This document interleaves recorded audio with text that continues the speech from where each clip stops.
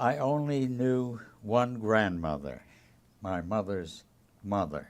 They all came from Romania. Her name was Blima, which is a short form for Bluma, a flower. Blima Ciornei, Ciornei in Romanian, which was, of course, Americanized when they arrived at Staten Island to Chorney, Chorney.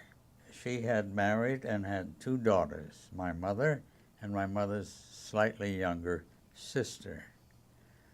Her husband died, and she married another man, and they had a son and a daughter, and then he was a kind of, my mother used the word overseer, but I think he was probably a manager of an estate on which he lived.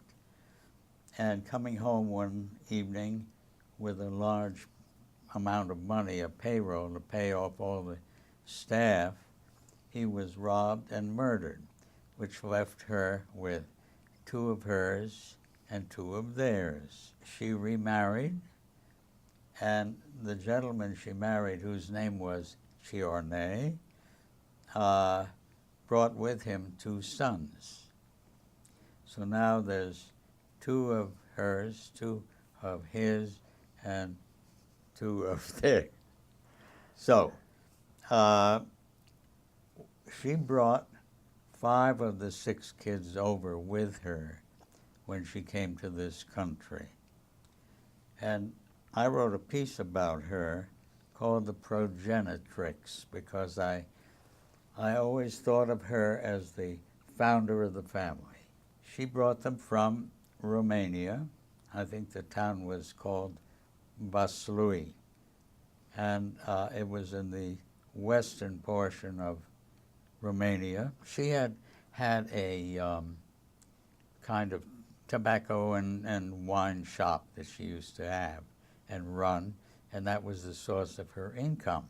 She sold everything off, the business, the house, everything, and with what money she was able to accumulate, started north for Le Havre. I found some reports of a committee that was investigating the conditions on this ship of steerage passenger, and it was very, very bad.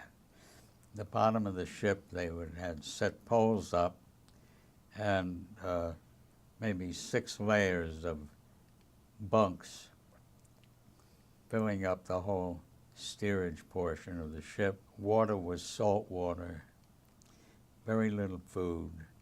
But they made it over. I was able to find the sheet that listed their names. Somewhere between Pittsfield and Leeds was a branch of the National Archives and Records Service, and they had microfilm all of these manifests, these big spreadsheets. On the left side, you had the name of the passenger and a whole series of columns.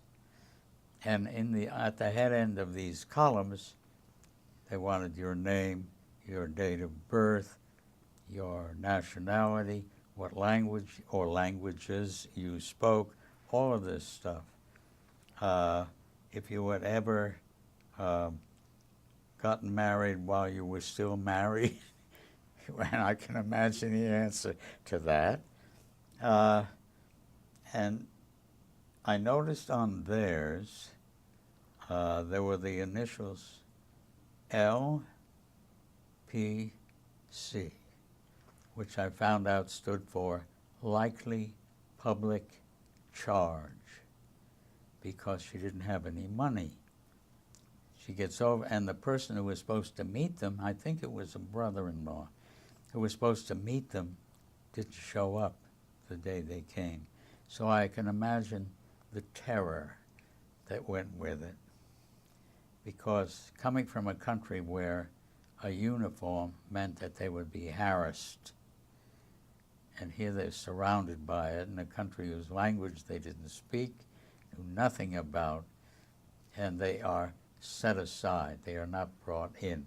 Using the Freedom of Information Act, I asked for all of the documents that went with their hearing, and the answer came back there were none, which means that the man who was supposed to get them probably arrived one day late.